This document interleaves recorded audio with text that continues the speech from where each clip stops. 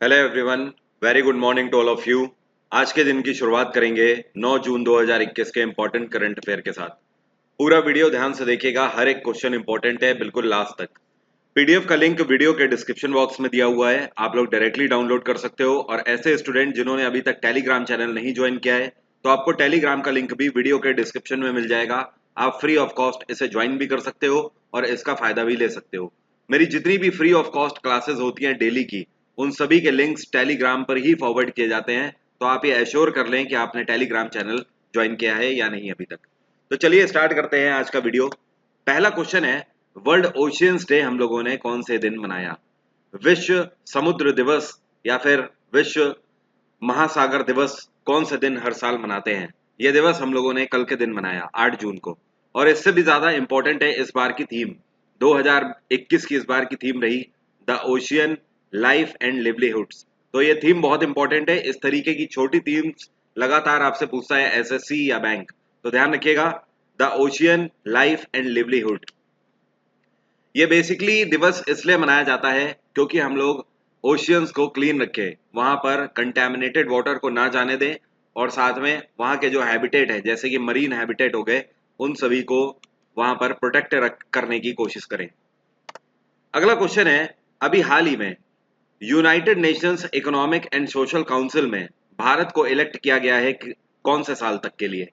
तो United Nations Economic and Social council में भारत को सदस्यता मिली है, मतलब मेंबरशिप मिली है 2024 तक के लिए। कब तक के लिए? 2024 तक के लिए। तो भारत मेंबर रहेगा कब से कब तक? 2022 से लेकर 2024 तक का मेंबर। फिलहाल के लिए अभी ये डिसाइड हो चुका है कि यूएनईएससी, इसको इकोसॉक भी बोलते हैं, इन शॉर्ट इकोसॉक बोलते हैं। और इकोसॉक का फुल फॉर्म क्या है? United Nations Economic and Social Council. And इकोसॉक की अगर बात करें तो इसकी स्थापना 1945 में करी गई थी। इसका हेडक्वार्टर है न्यूयॉर्क और इसके प्रेसिडेंट हैं इस टाइम पे ओ जून। क्या नाम है? ओ जून। तो ध्यान रखिएगा, इकोसॉक का मेंबर भारत बना है 2024 तक। अगला क्वेश्चन है, अभी हाल ही में यूनाइटेड नेशंस जनरल असेंबली में प्रेसिडेंट के रूप में किसको अपॉइंट किया गया है? तो यूएनजीए का 76 सेशन चल रहा है, तो 76वें संस्करण में इसके प्रेसिडेंट बनाए गए हैं। इनका नाम है अब्दुल्ला शाहिद। क्या नाम है? अब्दुल्ला शाहिद। आपको पता है अब्दुल्ला शाहिद कौन है? ये बेसिकली अगर बात करें तो मालदीव्स के फॉरेन मिनिस्टर हैं इस टाइम पे। ठीक है, तो अल्टीमेटली आपको ध्यान रखना है, या फिर आपसे क्वेश्चन ऐसे भी पूछ सकता है कि यूएनजीए के 76वें संस्करण में जो प्रेसिडेंट अपॉइंट किए गए हैं अब्दुल्ला शाहिद, ये कौन से देश से हैं? ऐसे भी आपसे क्वेश्चन पूछ सकता है। तो ध्यान रखिएगा, ये मालदीव से हैं। अब यूनाइटेड नेशन जनरल असेंबली की अगर बात करें तो इसकी स्थापना करी गई थी 1945 में। और आपको पता है यूएनजीए के जो 75वें संस्करण में प्रेसिडेंट कौन थे? ये थे वोल्कन बोस्कीर। क्या नाम है? वोल्कन बोस्कीर। ये टर्की के डिप्लोमेट हैं। तो एक तरीके से देखा जाए तो अब्दुल्ला शाहिद ने सक्सीड किया है किसको? वोल्कन बोस्कीर को। अगला क्वेश्चन है, which country has finally withdrawn from open skies treaty? अभी हाल ही में कौन सा देश है जिसने सबसे लास्ट में ओपन स्काई ट्रीटी से अपनी सदस्यता वापस ले ली, मतलब खुद को विड्रॉ कर लिया है? ये है रशिया। अब पहले समझिए कि ओपन स्काई ट्रीटी है क्या। देखो, ओपन स्काई ट्रीटी पहली बार करी गई थी 24 मार्च 1992 में, और ये दो देशों के बीच में ट्रीटी करी गई थी। ये दो देश कौन कौन से हैं? ये हो गया आपका रशिया और ये हो गया अमेरिका। तो रूस और अमेरिका के बीच में 1992 में एक ट्रीटी करी गई। और इसका मेन मतलब पता है क्या था? इसका मेन मतलब था कि दुनिया की सबसे बड़ी पावर रशिया और अमेरिका है।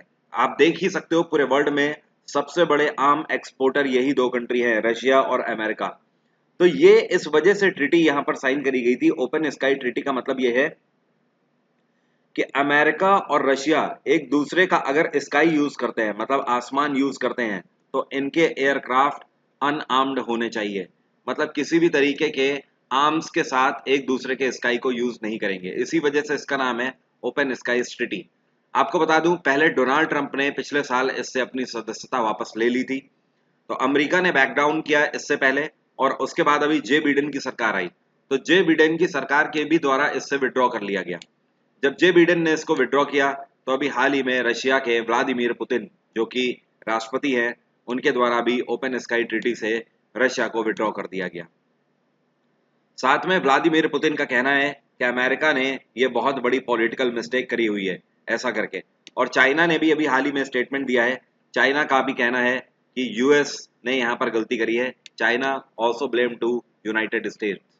तो फिलहाल अब ये ट्रीटी नहीं रही। इस ट्रीटी का मेन मोटो यही था कि दोनों देश अनआर्म्ड एयरक्राफ्ट के साथ एक दूसरे का स्काई यूज करेंगे। और रशिया में किसकी सरकार है? यहाँ पर व्लादिमीर पुतिन की सरकार है। यूएस में जे बिडेन की सरकार है। फ्रांस में इमैनुअल मैक्रोन की सरकार है। और चाइना में शी जिनपिंग की सरकार है।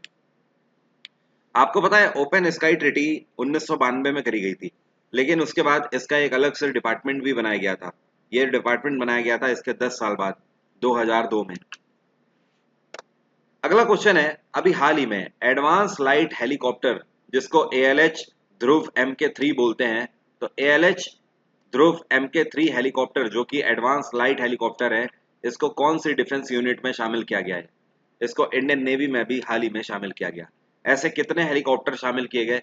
3 हेलीकॉप्टर अभी हाल ही में शामिल किए गए हैं। और ये हेलीकॉप्टर किसके द्वारा बनाया गया है? ये बनाया है हिंदुस्तान एरोनॉटिक्स लिमिटेड ने। HAL की बात करें तो इसकी स्थापना 1940 में करी गई थी। इसका हेडक्वार्टर है बेंगलोर और इसके चेयरपर्सन है इस टाइम पे आर माधवन। क्या नाम है? आर माधवन। और इस टाइम पे इंडियन नेवी के एडमिरल कौन है? ये है करमवीर सिंह।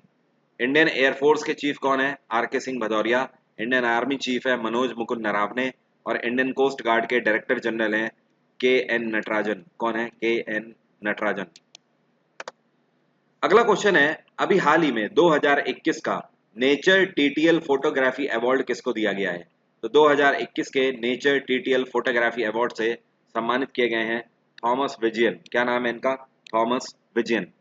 थॉमस विजयन जो हैं ये केरल से बिलोंग करते हैं, लेकिन अब ये परमानेंटली शिफ्ट हो चुके हैं कनाडा में। तो एक तरीके से आप बोल सकते हो भारतीय मूल के कनेडियन थॉमस विजयन को 2021 के नेचर TTL फोटोग्राफी अवार्ड से सम्मानित किया गया है। यह अवार्ड उत्कृष्ट फोटोग्राफर्स को दिया जाता है। ऐसे फोटोग्राफर्स जो कि बहुत ही बेहतरीन फोटोग्राफी करते हैं उनको इस अवार्ड से सम्मानित किया जाता है। तो ये जो आप पिक्चर देख रहे हो, ये पिक्चर थॉमस विजयन ने ही खींची है। इसमें आप देख रहे हो एक ओरंग उटान है जो कि पेड़ से नीचे की तरफ उतर रहा है।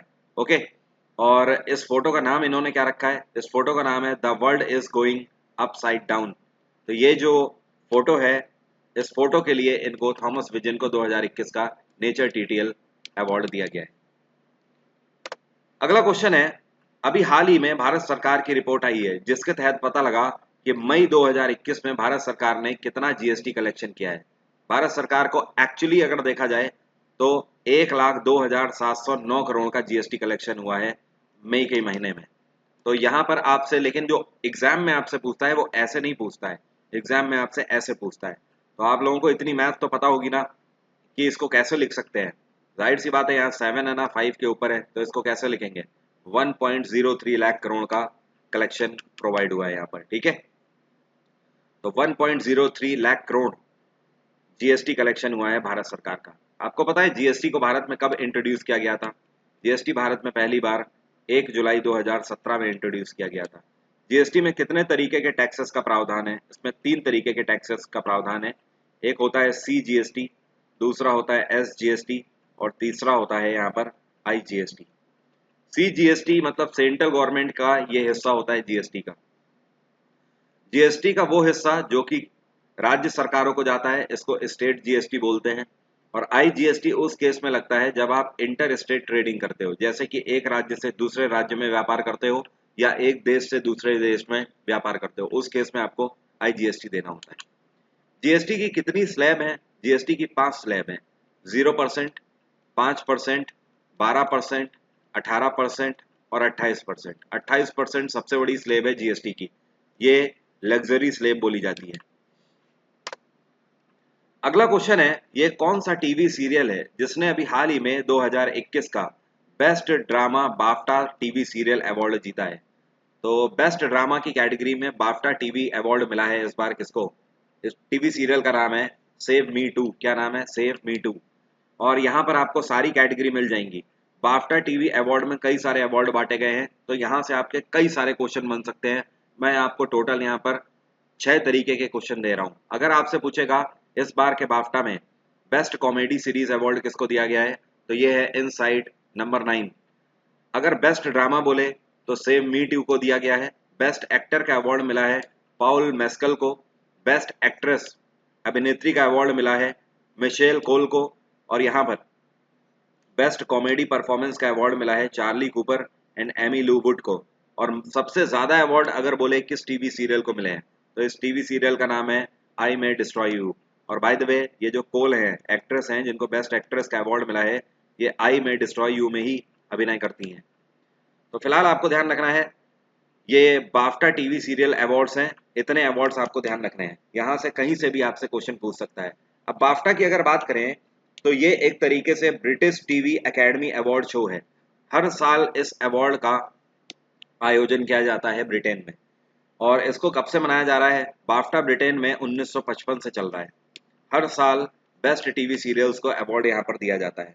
और बाफ्टा का फुल फॉर्म क्या है? इसका फुल फॉर्म है British academy film and television art. क्या बोलते हैं? British academy film and television art. अगला क्वेश्चन है, अभी हाल ही में मिनिस्ट्री ऑफ एजुकेशन के द्वारा परफॉर्मेंस ग्रेडिंग इंडेक्स 2019 से 20 का जारी किया गया, जिसमें कौन सा राज्य नंबर 1 पे रहा? तो इसमें रहा नंबर 1 पे पंजाब। पंजाब रहा फर्स्ट नंबर पे। सबसे बेहतर कार्य एजुकेशन के फील्ड में पंजाब ने किया हुआ है। अब देखिए ये जो मिनिस्ट्री ऑफ एजुकेशन के द्वारा परफॉर्मेंस ग्रेडिंग इंडेक्स जारी किया जाता है, इसके तहत कई सारे पैरामीटर्स पर काम किया जाता है। जैसे कि देखा जाता है कि कौन सा राज्य शिक्षा अच्छी दे रहा है, कौन से राज्य में जो स्कूल्स हैं वहां पर सफाई का ध्यान रखा जा रहा है, बच्चों को स्किल्स के लिए क्या दिया जा रहा है, बच्चों की लर्निंग कैपेबिलिटी के लिए कैंपेन चलाए जा रहे हैं या नहीं चलाए जा रहे हैं, रिसर्च में ध्यान दिया जा रहा है कि नहीं दिया जा रहा है। ओके, तो ये सारी चीजें एक पैरामीटर पर लाके एक रिपोर्ट बनाई जाती है, जिसके तहत बताया जाता है कि कौन से राज्य बेहतर कार्य कर रहे हैं। बाय द वे पंजाब रहा नंबर 1 पे। और पंजाब को कितने अंक हासिल हुए हैं? 929 पॉइंट पंजाब को मिले हैं और इसी के साथ रहा नंबर 1 पे। पंजाब में कैप्टन अमरिंदर सिंह की सरकार है, गवर्नर है वीपी बदनौर। केरल में पिनाराई विजयन की सरकार है, गवर्नर है आरिफ मोहम्मद खान। तमिलनाडु में एमके स्टालिन की सरकार है, गवर्नर है बनवारी लाल पुरोहित। और उड़ीसा में नवीन पटनायक की सरकार है, गवर्नर है गणेशी लाल। अब देखिए सेम क्वेश्चन से ही जुड़ा हुआ एक दूसरा क्वेश्चन है, मतलब परफॉर्मिंग ग्रेडिंग इंडेक्स 2019 से 20 से ही जुड़ा अगला क्वेश्चन। अब क्वेश्चन आपसे पूछ रहा है कितने राज्य और यूटीज हैं जिनको इसी इंडेक्स में ग्रेड 1++ मिला हुआ है? तो मिनिस्ट्री ऑफ एजुकेशन के द्वारा परफॉर्मेंस ग्रेडिंग इंडेक्स 2019 से 20 में ग्रेड 1++ मिला है टोटल 5 स्टेट और यूटीज को। कितने? 5। अब देखो यहाँ पर है क्या, मिनिस्ट्री ऑफ एजुकेशन ने ये कॉलम बनाए हुए हैं 1 2 3 4 5 ऐसे। लेवल 1 पे इनका कहना है ऐसे राज्यों या यूटी को रखेंगे जिनका स्कोर 1000 में से 951 के ऊपर होगा, ठीक है। लेवल 2 में उनको रखेंगे जिनका 901 से 950 के बीच में होगा। लेवल 3 में उनको रखेंगे जिनका स्कोर 851 से 900 होगा। लेवल 4 में 801 से 850 और लेवल 5 में 751 से 800। तो इसमें आप देख सकते हो लेवल 1 पे किसी को जगह नहीं मिली है। लेवल 1 पे भारत का कोई भी राज्य या यूटी नहीं रहा है। बात आ जाती है लेवल 2 पे, तो यही हमारे लिए फिलहाल हाईएस्ट हो गया। तो क्वेश्चन आप देख रहे हो यही है कि ग्रेड 1++ किसको मिला है? तो ग्रेड 1++ टोटल 5 को मिला है। अंडमान निकोबार ये तो आपकी यूटी हो गई, बाकी केरल चंडीगढ़ ये भी आपकी यूटी हो गई, पंजाब तमिलनाडु टोटल कितने हो गए? 1 2 3 4 5। तो ये टोटल 5 स्टेट और यूटी मिलाकर है जिनको ग्रेड 1++ मिला हुआ है इस बार। बाकी के भी आप यहाँ से देख सकते हो। उम्मीद करता हूँ आप समझ गए होंगे, यहाँ से आपको काफी क्वेश्चन देखने को मिल जाएंगे। तो ये पूरा आप स्टडी कर लेना, बाकी पीडीएफ तो अपने पास आप रखना ही और उसके नोट्स जरूर बना लेना। और इस टाइम पर एजुकेशन मिनिस्ट्री किसके पास है? ये है रमेश पोखरियाल के पास। तभी मैंने बोला था आज का वीडियो बहुत इंपॉर्टेंट है, इस तरीके की लिस्टिंग आज के वीडियो में आपको काफी मिलेंगी। अगला क्वेश्चन, अभी हाल ही में आरबीएल बैंक के एमडी और सीईओ के रूप में किसको अपॉइंट किया गया है? तो आरबीएल को पता है क्या बोलते हैं? रत्नाकर बैंक किसको बोला जाता है? तो रत्नाकर बैंक के एमडी और सीईओ के रूप में विश्ववीर आहूजा को अपॉइंट किया गया है। ये अगले 1 साल के लिए एमडी और सीईओ अपॉइंट किए गए हैं आरबीएल के। इनको आरबीआई के द्वारा अपॉइंटमेंट दिया गया है। आरबीएल बैंक की स्थापना 1943 में करी गई थी। इसका हेडक्वार्टर है मुंबई। अगला क्वेश्चन, ये क्वेश्चन काफी इंपॉर्टेंट है, आपसे कह रहा है 2021 का पहला सोलर इक्लिप्स कब देखने को मिलेगा भारत में। तो अभी हाल ही में वर्ल्ड मेट्रोलॉजिकल ऑर्गेनाइजेशन के द्वारा और हमारी जो नेशनल मेट्रोलॉजिकल ऑर्गेनाइजेशन है उनके भी द्वारा ये अनाउंस किया गया है कि भारत में सोलर इक्लिप्स देखने को मिलेगा हमें 10 जून को, मतलब कल के दिन इसको देखने को मिलेगा। अब समझिए सोलर इक्लिप्स होता क्या है। सोलर इक्लिप्स एक ऐसी कंडीशन होती है जब सन और अर्थ दोनों के बीच में मून आ जाता है। बात आई समझ। अब इसमें होता क्या है कि ये जो सूर्य की पूरी किरणें किसके ऊपर पड़ती है, मून के ऊपर पड़ती है। तो ये पूरी किरणें अर्थ के ऊपर तो पड़ नहीं पाती, तो जब मून के ऊपर सूर्य की पूरी किरणें डायरेक्ट पड़ती हैं तो मून की छाया पड़ती है किसके ऊपर, अर्थ के ऊपर। और अर्थ में आपको ऐसा लगेगा कि ग्रहण लग रहा है, इसी को हिंदी में ग्रहण के नाम से जाना जाता है। ठीक है, तो ये जो मून की छाया जब अर्थ के ऊपर पड़ती है, तो अगर आप सामने से देखो, समझो मून तो अर्थ से छोटा हुआ ना, ओके, या फिर सन से भी काफी छोटा है। तो समझिए ये है सन और ये है मून। तो जब मून सन के सामने आ गया तो मून के पीछे से सन ऐसे दिखेगा, ठीक है, और बीच में आपको ब्लैक कलर का दिखेगा। ये कुछ इस तरीके से आपको दिखेगा। इसको क्या बोलते हैं, इसको रिंग ऑफ फायर बोलते हैं। क्या बोलते हैं, रिंग ऑफ फायर। आपको आग का जलता हुआ छल्ला जैसा दिखाई देगा। ओके, तो ये सोलर इक्लिप्स आपको देखने को मिलेगा कब, 10 जून को, कल के दिन आपको देखने को मिलेगा। अगला क्वेश्चन है, सुनील छेत्री ने अभी हाल ही में 2021 की highest active international goal scorer index में कौन सी रैंक सिक्योर करी है। सुनील छेत्री भारतीय फुटबॉल टीम के कैप्टन हैं और इन्होंने पूरे वर्ल्ड में highest active international goal scorer index में दूसरी रैंक सिक्योर करी है। इन्होंने अभी हाल ही में लियोनल मेसी को भी पछाड़ दिया है। नंबर 1 पे रहे क्रिस्टियानो रोनाल्डो 103 गोल के साथ। नंबर 2 पे भारत के सुनील छेत्री रहे 74 गोल के साथ। नंबर 3 पे अली मकबौत रहे 73 गोल के साथ। और लियोनल मेसी रहे नंबर 4 पे 72। और 5वें नंबर पे रॉबर्ट लेवांडोस्की जो कि पोलैंड के हैं 66वें नंबर पे। ठीक है, तो ये टॉप 5 यहाँ पर आपको ध्यान रखने हैं। और ये जो रॉबर्ट लेवांडोस्की हैं, ये अभी कुछ टाइम पहले न्यूज में थे। क्यों न्यूज में थे, इनको गोल्डन बूट से सम्मानित किया गया था। गोल्डन बूट 2021 में किसको मिला है, रॉबर्ट लेवांडोस्की को मिला है, ध्यान रखिएगा। ओके,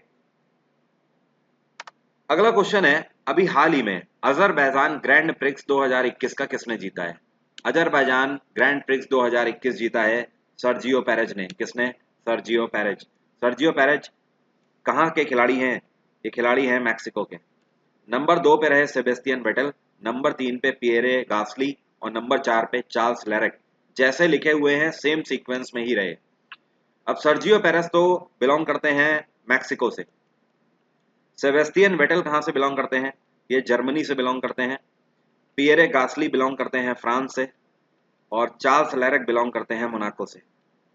अब यहाँ पर इनकी टीम भी आपको ध्यान रखने की जरूरत है। सर्जियो पेरेस जो हैं ये रेड बुल टीम से खेलते हैं और सेबेस्टियन वेटल ये एस्टन मार्टिन से खेलते हैं और पियरे गास्ली ये अल्फा तुआरी से खेलते हैं। और चार्ल्स लेरेक कौन सी टीम से खेलते हैं, ये फरारी टीम से खेलते हैं।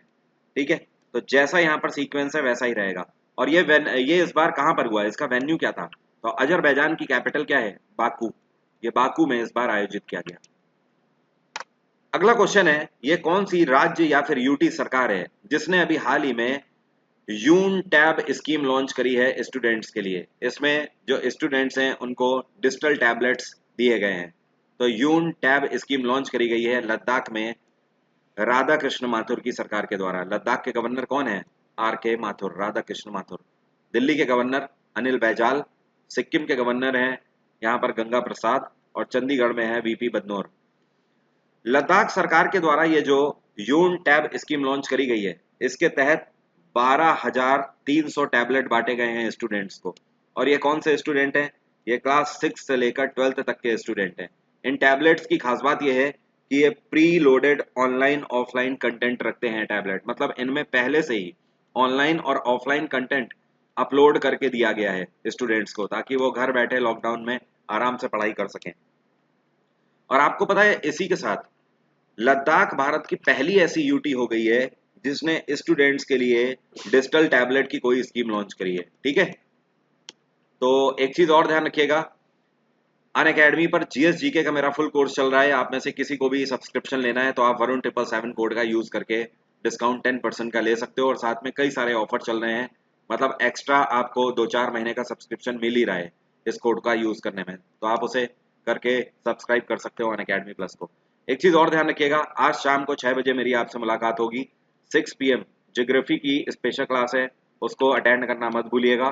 और आज सुबह 10 बजे जो कल शाम को क्लास होनी थी पॉलिटी की, जो जो नहीं हो पाई थी, वो क्लास आज सुबह 10 बजे होगी। तो दोनों स्पेशल क्लास आपको ज्वाइन करनी है। सुबह 10 बजे पॉलिटी के एडवांस एमसीक्यू कराऊंगा, शाम को 6 बजे ज्योग्राफी के बेसिक एमसीक्यू कराऊंगा। ठीक है, तो चलिए bye bye, take care, have a nice day, आपका दिन मंगलमय हो।